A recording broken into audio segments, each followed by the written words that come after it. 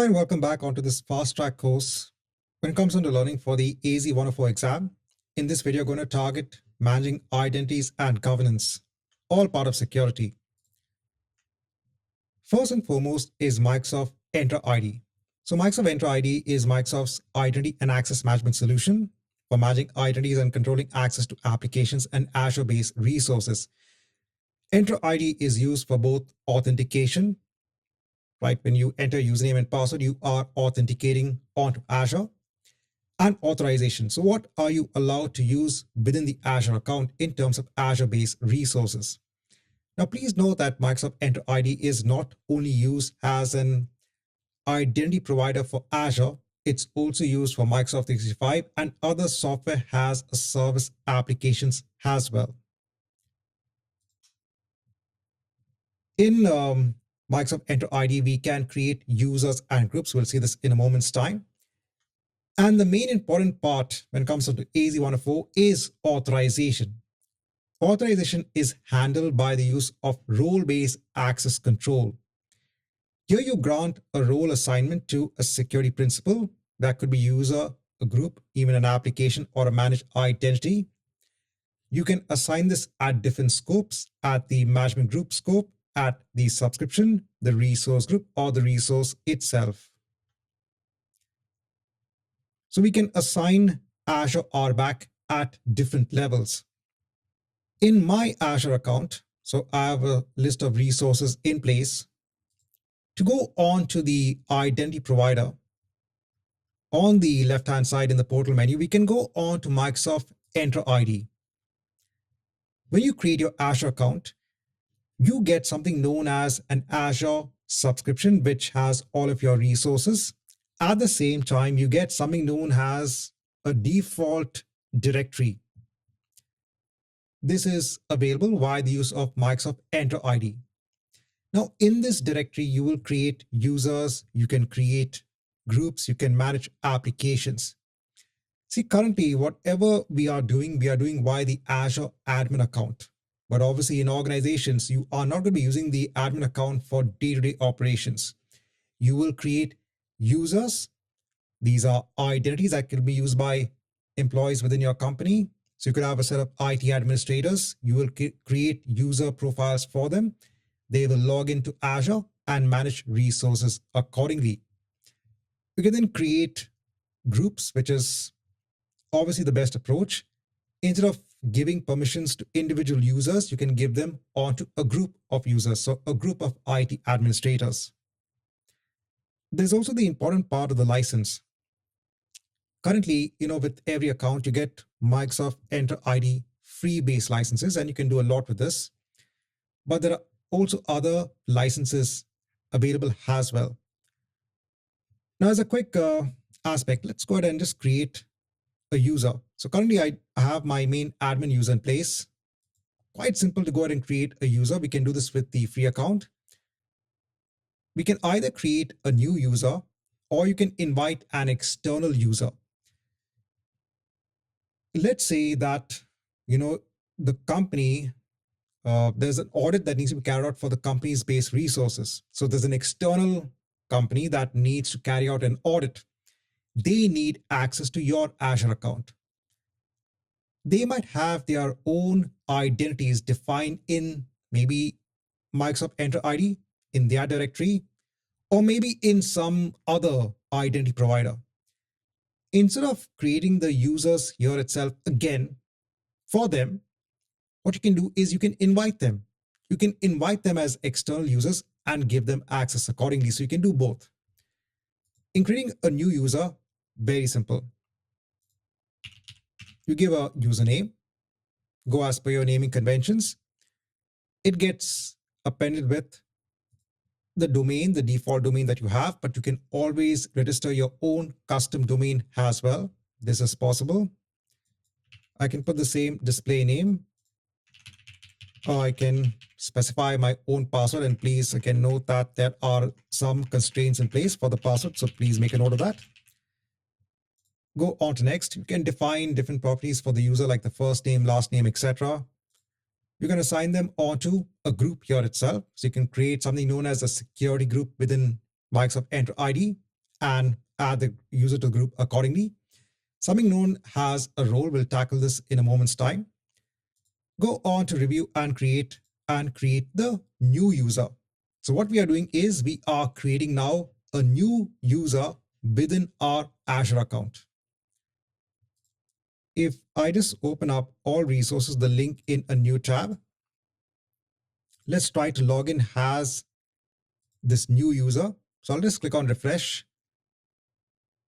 If I click on the user, so we'll get the overview. We will see what are the assigned roles. We can see what are the groups the user is a part of, what application they have access to, what licenses they have, etc.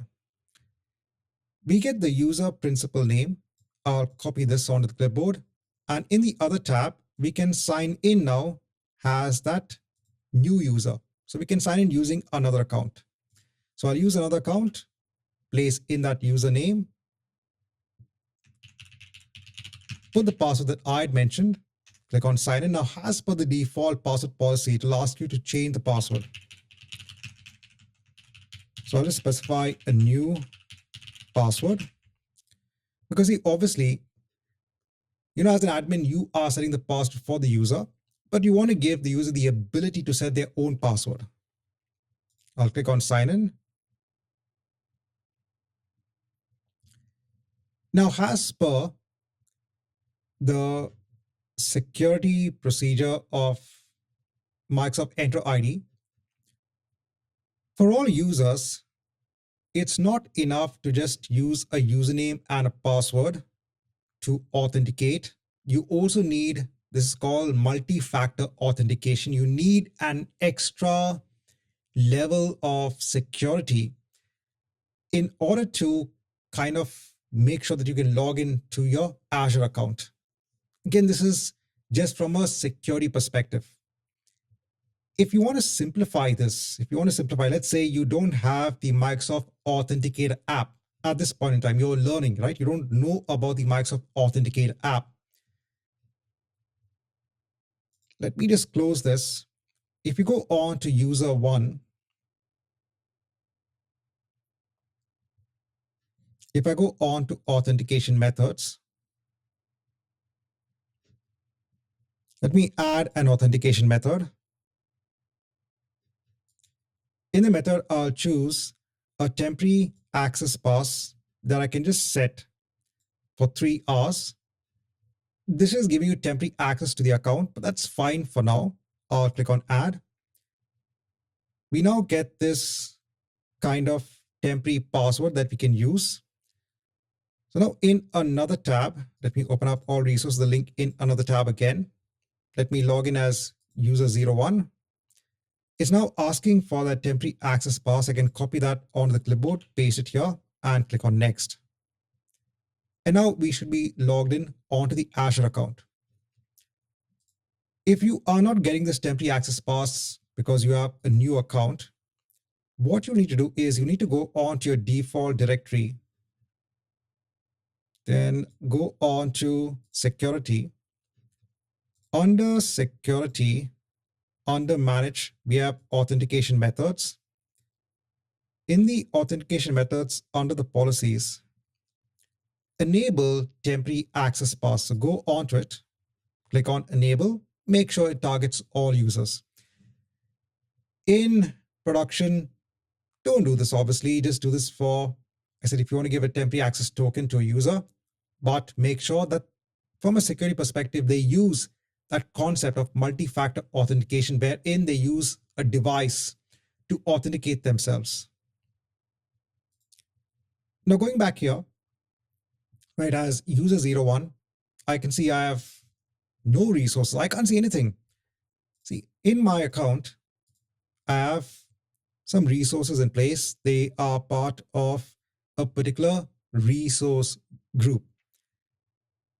In order to provide access, we need to assign a role. Now in Azure, there are many inbuilt roles that are already available. If we look at the overarching roles, so there are some kind of common roles, and there are roles based on services. If you look at the overarching roles, we have the contributor role. So this grants full access to manage all resources, but it does not allow you to assign roles in Azure RBAC. We have the owner role that grants full access to your resources.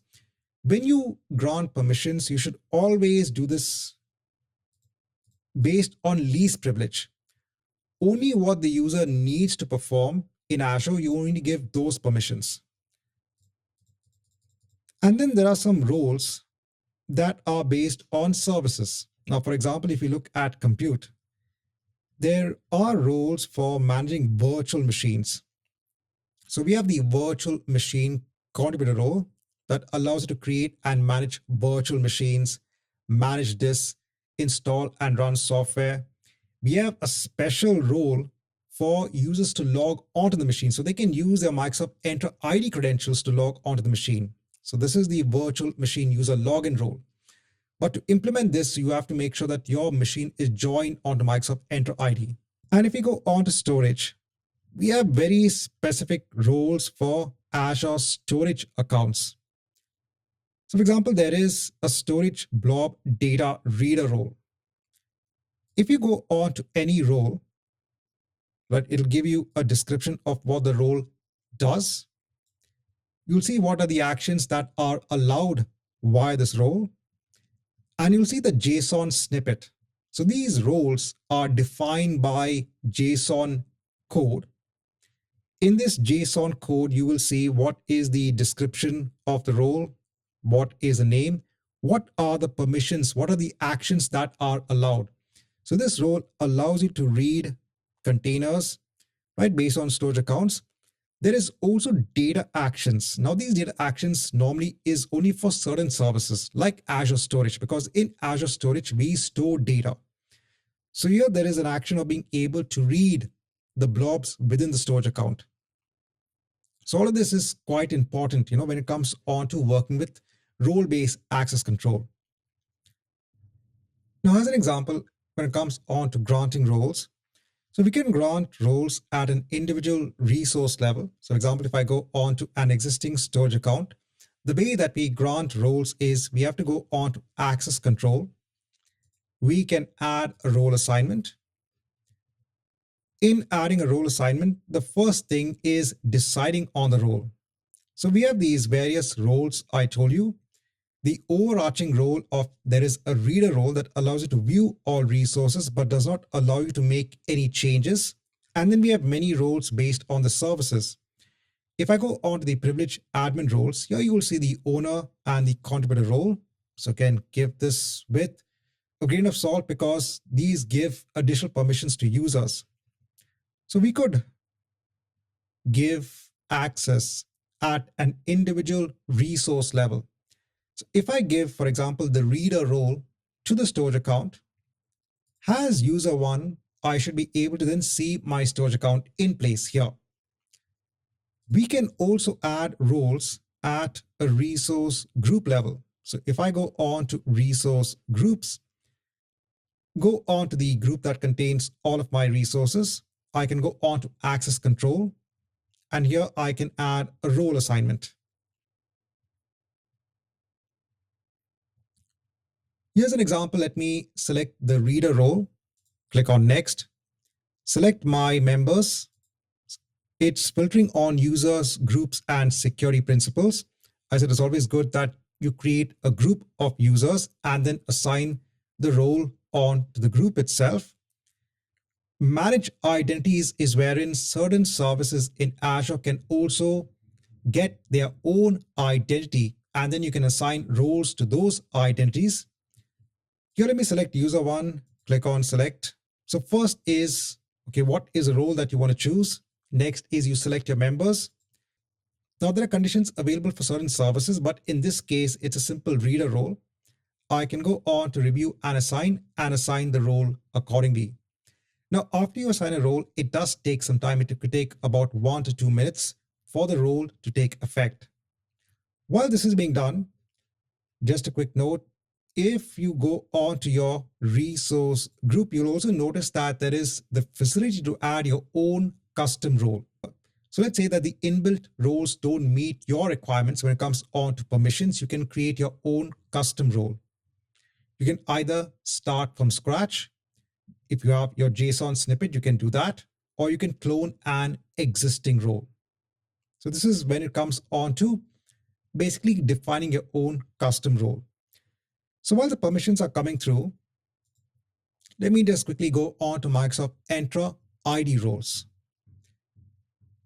Microsoft Entra ID was formerly known as Azure Active Directory. They are that controls the administration of the directory and Microsoft Cloud services. So aspects like managing users, groups, applications, conditional access, you can grant via the use of Microsoft Entra ID roles. They are separate from Azure RBAC, what we have just seen. That is role-based access control that is used to control the permissions for Azure-based resources. Some of the common roles are you have the global administrator. This provides full control over the tenant and all Microsoft services. You have the user administrator role. This allows you to create, update users, reset passwords, manage user licenses, etc. And you have the security administrator. So going back onto the tab as user one, let me click on refresh and see if, yes, now I can see my resources in place. Remember, we have granted the reader role to our user. If I go on to my storage account, can I go on to containers and add a container?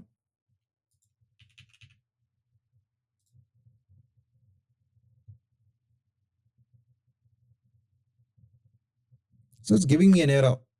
I'm not able to create the container because that reader role is not giving me the required permissions.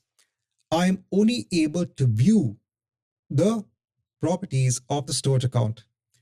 If I go on to my virtual machines, if I go on to any machine, let me try to stop the machine. Do you think this is going to work? No, again, because we don't have the required permissions. So it all depends upon the permissions that you give to your users. So this is role-based access control. The other thing is, if I go on to Microsoft Entra ID, is the Microsoft Entra ID based roles.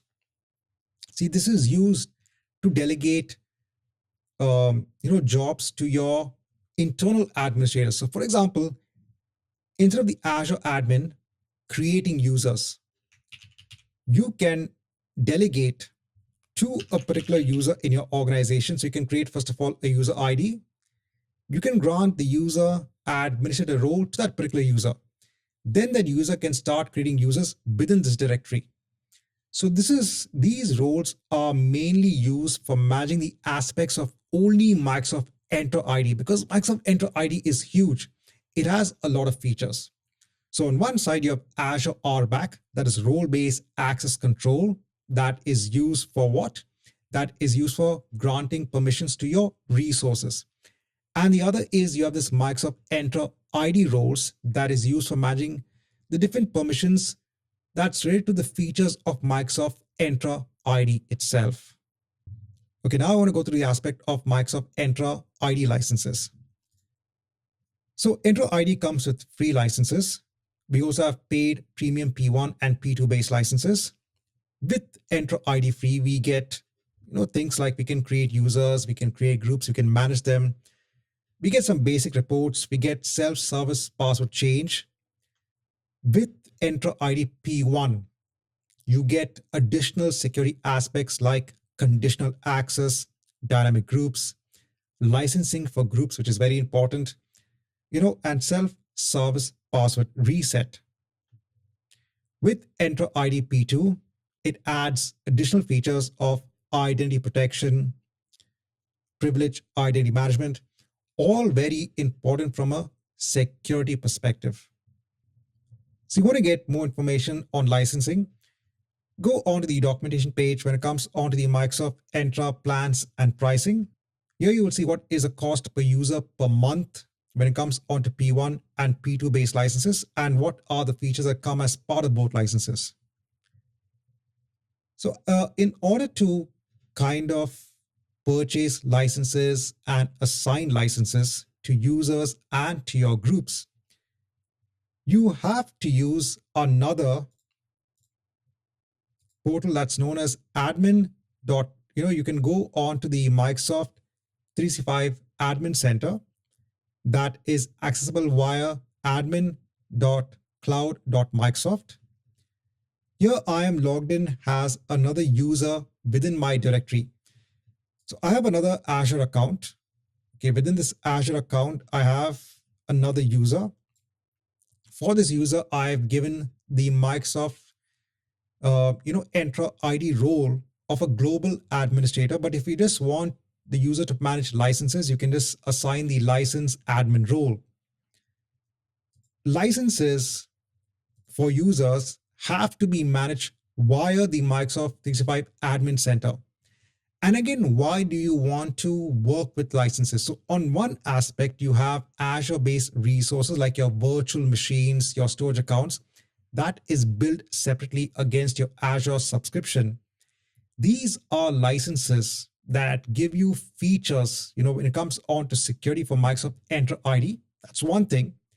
But there are other licenses as well. So for example, in my company, I use licenses for Microsoft 365 that allows me to use Exchange and other features of Microsoft 365. So we can purchase different licenses and then assign them on to users. So within this account, I do have licenses in place. So that if you want to grant licenses to users,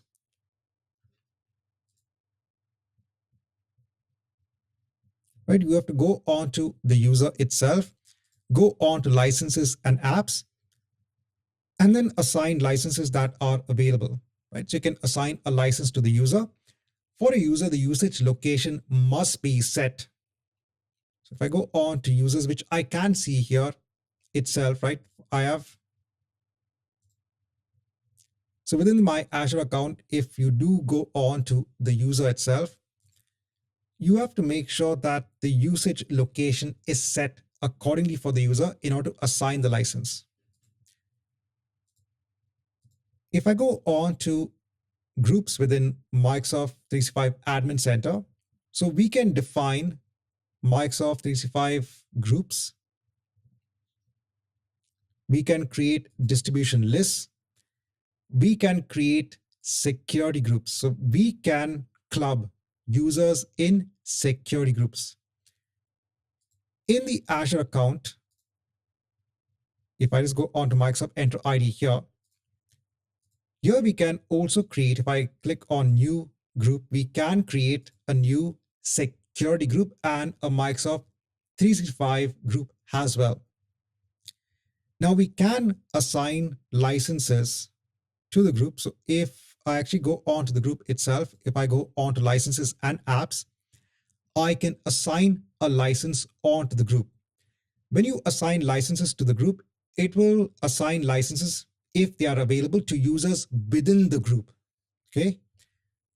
You can also have nested groups in place. So for example, if this group has 2 users, it can also have, has a nested approach, 2 additional groups under it.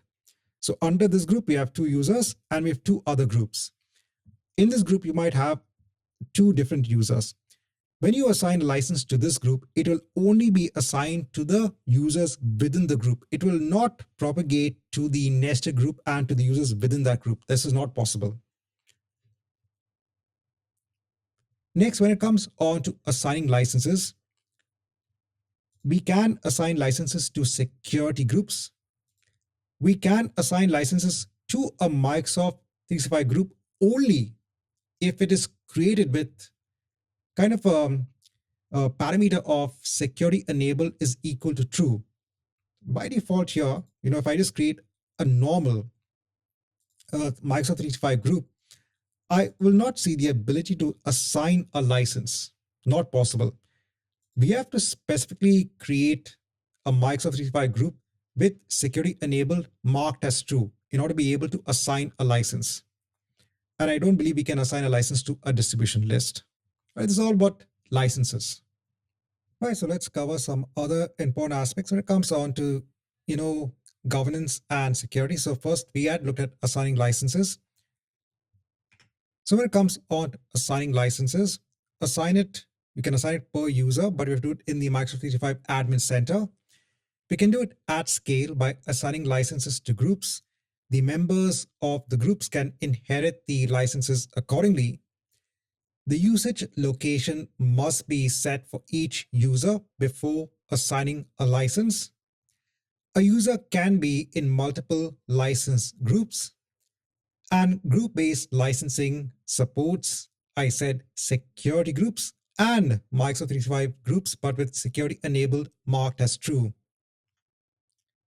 It does not support nested groups. From a governance aspect, we have resource tags. Tags are key value pairs that add business context to Azure resources when it comes on to costing, automation, and governance. For example, we can have tags of marking environments for resources or maybe cost centers. Tags are defined at the resource group level, are not inherited by resources within the resource group. You would need to assign them onto each resource individually. Next, we come on to moving resources.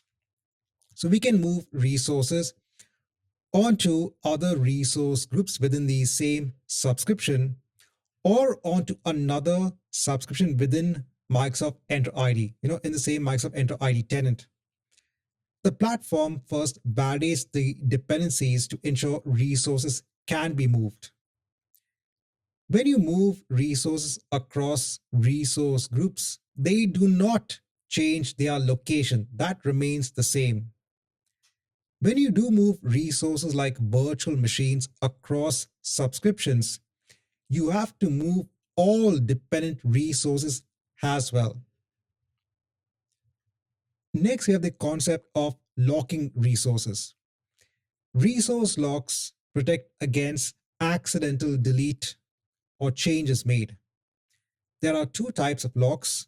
We have the CanNotDelete lock and the read-only lock. Locks can be applied at the subscription, the resource group, or the resource level. So quick note on these three aspects. First is resource tagging. It's quite simple. If we go on to any resource, we have the ability to add name value pairs as tags. Let's say that this particular machine belongs to the dev environment. We can put a name value pair and click on apply. Now, when it comes on to viewing resources, you can actually filter based on tags. When you're looking at the cost analysis for resources, you can filter based on tags. Then we have the concept of being able to move resources. So we can move resources across resource groups. We can move resources across subscriptions. Now, if you are moving a virtual machine to another subscription, you have to move all of the associated resources as well.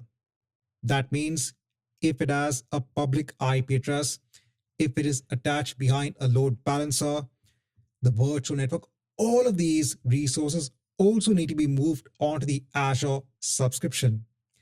And when you move these resources onto the other subscription, all of these resources need to be within a single resource group, the same resource group. Next, we have the concept of locking. Again, at a resource level, or even at a resource group level, or at a subscription level, we have something known as resource locks. Here under the virtual machine, so I can add a lock.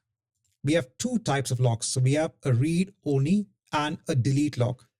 So if I place a read-only lock as an example here, and I click on OK, If I go onto the overview now, and if I try to stop the machine, I'm getting an error because I'm not able to perform a write operation or change the status of this machine because of that lock. So if you want to prevent the accidental modification or deletion of resources, we can make use of locks. Note that we can create locks. Let me go ahead and just delete the lock. So we can create locks at the individual resource level. We can create locks at the resource group level as well. So for a resource group, we can go on to locks and I can add a lock. Now, when you add a lock at the resource group level, that lock is inherited by all resources within the resource group. Then next we have management groups. So, companies might opt for buying or having multiple subscriptions in place. The use of management groups helps to create a governance hierarchy that's above subscriptions. You can then assign Azure role-based access control and policies at the management group layer.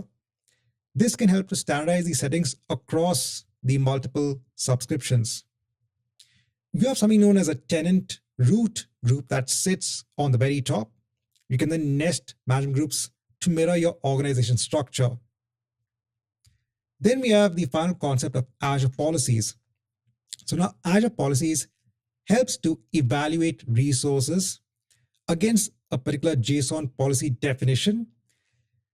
This is all used for enforcing governance. You can combine multiple definitions into an initiative for faster assignment and compliance tracking. And you can apply policies to the management group, to individual subscriptions, to resource groups, or to certain resource types. So as a quick note, if I go on to one of my other Azure accounts, here I have basically enabled the use of management groups. So I do have, you have this tenant root group in place. Under this, you can create multiple management groups, and under the management groups, you can have multiple Azure subscriptions. So in this particular account, I have 2 subscriptions in place. So what you can do is you can apply role-based access control at the management group layer. This will then trickle down. So you might have a standard set of permissions that need to be part of each and every subscription. So you can apply it at the management group layer. We also have the concept of Azure Policies. So I go back onto my other account. With the help of policies, we can have governance in place. Now here I already have some policies assigned. Under the authoring section, if I go on to definitions, we have some inbuilt policies in place. For example, if I filter on size, there is a policy of allowed virtual machine size SKUs. If I click on this, we have this particular policy definition in place. I can then assign this policy. When you assign a policy, you can assign it at actually your management group layer. Currently, I don't have one, but then you can choose your subscription and you can then choose your resource group. Please note that there are certain resources in Azure. At the resource level, you can also assign policies. Once you choose your scope, I can click on next. So now depending upon the policy, so here what the policy is stating is, we only want this account to be able, or this subscription to be able, or this resource group to be able to, to launch virtual machines based on a particular virtual machine SKU size. So let's say the company has a requirement wherein they want to reduce on costs. And one thing that they can do is they can limit administrators to only launch virtual machines based on a particular SKU size. So we can decide on the sizes that are allowed.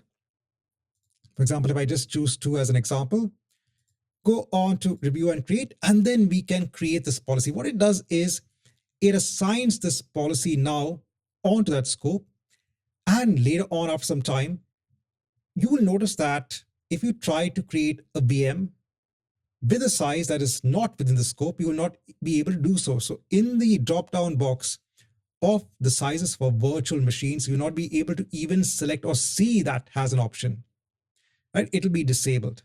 So we can apply governance at different layers, for different services using Azure Policy, right? So this marks the end of learning for this particular section when it comes on to identity and governance.